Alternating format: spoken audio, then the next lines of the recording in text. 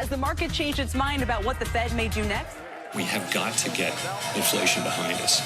I wish there were a painless way to do that. There isn't. I think this is a two-part policy mistake of historic proportion. I think the odds of recession in 2023 are very high. I think you should offer the American people an apology. Welcome to Financial Stockholm. I'm Cristopher, and today is Tuesday, November 29th, 2022. And these are our thoughts on what we're seeing here in the Swedish news and what's going on in Sweden. So we start with the Swedish press discussing electricity prices, and this is going to be a continued theme. We have a problem with our grid. We have higher cost than we've had in the past. We have a reliance now upon other countries and other sources of power generation that we haven't always had to have or had as a problem. So our primary sources of electricity generation come from, of course, we're getting it from natural gas. We are buying some power that's generated by coal. We're producing some nuclear power. We're producing wind power, and we're, believe it or not, able to produce solar power. Not really in the winter, but we are able to produce it generally in the spring and summertime. So we have this, and then there's the idea to build out battery parks along with wind power parks, and then potentially build out hydrogen parks. The good news is the Swedish government, which is run by the Moderaterna party, has announced that they have a plan now for a sustained energy system. This would involve a company called GE Hitachi Nuclear, which is part of the old Westinghouse division, which was sold over to Hitachi and is now GE Hitachi. Sweden has a lot of contact with this company on our nuclear power. These are the ones who were working with us in Vattenfall and Oskarshamn. And speaking of Oskarshamn, we have a shutdown of one of our reactors. And this is very similar. This is an ongoing theme in Europe, where if you want to destabilize your power grid, you fail to keep up on your maintenance schedules. So France went through this and was not able to deliver power for the first time in over 10 years, where they were a power exporter. They became a power importer. Germany, which is a power producer, but is no longer producing really nuclear power except for 2 reactors, is relying heavily on wind power, which doesn't supply nearly enough, and is relying heavily upon solar. And the 2 of these combined only can add up to about 15% of the power grid, power production for them, or power needs. And so therefore, what do they need? Well, they've turned on some coal plants again. They're producing that way. And they're buying liquid natural gas. Now, the United States has been making up a lot of the shortfall due to the Nord Stream 1 and 2 closure due to sabotage. Funny, we still don't know yet who did that sabotage. Sweden has completed their investigation. Denmark is undergoing theirs. Germany, we don't really know where it is. So we still don't know who committed this act of terror or sabotage. But we do know that we need more gas from places that we didn't before. So Norway is working on it, the United States is working on it, and Qatar is supplying Germany as well. Now, we knew this was going to happen back in September when we had Scholz traveling around and saying that he was making deals. And while Germany was buying up all the natural gas from the Africans, so that these economies would not have the power they need for their food or for their energy. So Europe is going into a phase where they're not going to be a power producer.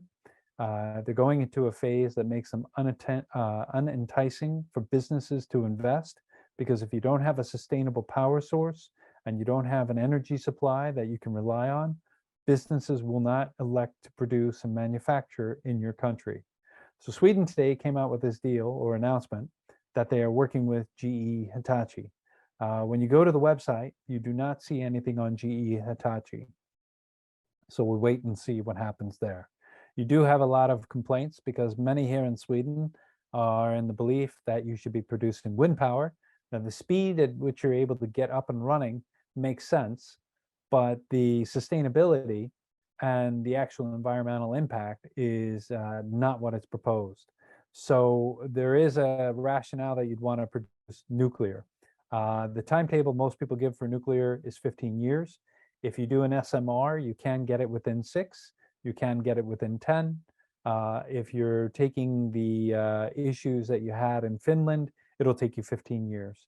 Sizewell C, which is in the UK, is now being built. It'll power 6 million homes. Production time or expected time to be able to produce is for 2035 for the 6 million homes. We'll see how that progresses. But this is a time when Europe really needs to be considering more power and power needs for their grids. And SMR is a great solution. Hydrogen is being chased after. There's a high electricity cost to producing a hydrogen. So we'll see how that goes. And Europe is chasing a pattern of reduction while at the same time cutting off its food supplies. The Dutch government bought out the farms in Holland. They bought out 3,000 farms. So we'll see increased food cost in Europe is the likelihood. We have this problem with inflation. We've had over 11% in food prices. Now, the average price for inflation in Europe is right now 11%. But when you're taking the Dutch supply out of the market, you're going to increase the cost of the food in Europe. And if you take the Ukraine as an example, the Ukraine grain deal hurts Africa. And one would scratch their head and ask, why would it hurt Africa? Well, if the African nations that have some of the best climate and soils for growing food are no longer growing food for themselves, but are growing things like chocolate to supply for luxury goods, they don't have the food production for themselves. So then they need to import the food for their citizens to eat. Europe is starting to move into this direction. And unless the solution of vertical farming is adopted, this will be a real problem. Now, vertical farming is a fantastic idea. You grow the food in a box, you have a contained system, so you don't need the pesticides, you don't need, you use the water over and over and over. You can even hook up hydroponics to it so that you have the fertilizer for it from the fish bottom manure. And then you can grow your vegetables at any time of year. The one component that you need, electricity. So if you don't have high amount of electricity or cheap electricity, you will run into a problem, especially in countries like Sweden. You'll eliminate your transport needs, but and you'll also eliminate your pesticide needs. You would be allowed to have ruminant animals farming naturally the land, which is grassland, instead of trying to convert it into farmland and using excess fertilizer. But so right now, I think the focus in Europe continues to be on the energy and what we're doing there and why we're not building it and why this will lead to a great wealth transfer of assets from Europe to Asia, where they're building large and strong power grids. If you look at the reactors that are being built, the coal plants that are being built in India and China, the industries that are switching over to these regions is again another example, an indication of what's going to happen. And so you need to look at this in that way, and you need to understand that this is what's occurring, and it's being done not in disguise, but by the government's own desires to do so. And it's very interesting right now on the internet. In Sweden, we're talking a lot about what's going on at the World Cup, which hand in hand with the Qatar deal to Germany for the natural gas. But there's a lot of discussion and question of what's happening in Europe. We had Belgian protest. Originally, it was labeled as Moroccans who were protesting against Belgium after beating Belgium. And then there was a lot of press about why would you do this to the host nation that you're in. And now the Swedish press is changing this to say that it was actually Belgians who were protesting against their poor play. The videos I watched did not have people really speaking that much French. So I don't know if it was actually Moroccans or Belgians or who was protesting, but there was a lot of protest.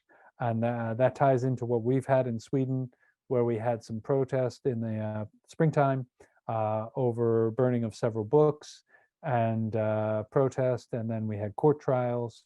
And so we're looking at a scenario that's very similar. And maybe Europe is waking up, maybe it's not. And if you look at what's going on in China, there's very little discussion of what the actual protests are in China, if these are on massive scale. or if it's just usual protests that happen, and we'll watch and see. There's no discussion of what's going on in Brazil and whether there'll be a military coup or whether this is an audit coming up about the election. We don't know. We're not getting any news. So really, we're in a scenario where we need to see strong moves by the government on energy. The Swedish government is making small moves in that, but I think their promises, like on the gasoline tax, on taxes coming down, need to be fulfilled before the people lose real faith and confidence. We're in the midst of a recession. They're not actually calling it a recession yet, but if you're looking at the cost and the productivity, we're edging into that. So in terms of what you'd want to look at in Sweden, it would be more on the pharmaceuticals. You'd want to play the telecoms. You'd also look at some of the utilities because they're able to make money. And most of the companies that are trading the gasoline, like the fuel stations, are not publicly traded. But if you did want to look, you could look at companies like Neste Oil, which does the refineries. And so those would be ways to play it as well. But that's it in the Swedish news right now. And we're at a situation where you see some discontent or miscontent, and you have people that are not entirely happy. So we're about to see things happening. It's not very positive yet, but if we start to get some positive news, we could see upswings in the market. And for the time being, it looks relatively negative. So there's always money to be made in the market, whether you're short or whether you're long, whether you're short term or you're long term. And with that, I wish you happy investing. Thank you very much.